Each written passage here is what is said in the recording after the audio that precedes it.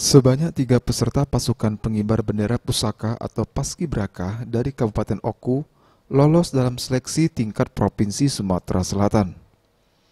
Taufik sebagai Kepala Badan Kesbang Pol Oku mengatakan, dari 4 peserta asal Kabupaten Oku yang mengikuti seleksi tersebut terdapat 3 peserta yang berhasil lolos seleksi.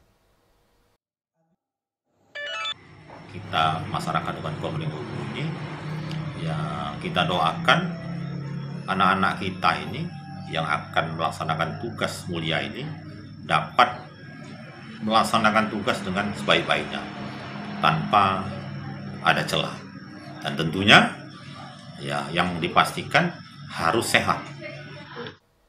Sementara itu, Welujeng Ayu Safitri, salah satu siswa yang lolos, mengaku tidak pernah bermimpi bisa lolos dalam seleksi Paskibraka tingkat Provinsi Sumatera Selatan. Menurutnya, seleksi Paskibraka di tingkat provinsi sangatlah ketat dengan saingan yang sangat berat. Putri bungsu dari 3 bersaudara itu mengaku sangat bersyukur bisa melewati setiap materi tes yang diberikan panitia, mulai dari kesehatan, TWK, TIU, jasmani, dan kepribadian. Ya, bahagia, senang, bisa banggakan ibu juga, terutama almarhum bapak juga. Takut, gugup ada banget. Takut tak masalah, takut ngapa? Takut karena saingannya tuh Cak, lebih dari kita, Mbak. Tapi Ajeng berusaha Cak meyakinkan diri Ajeng tuh kalau Ajeng tuh bisa.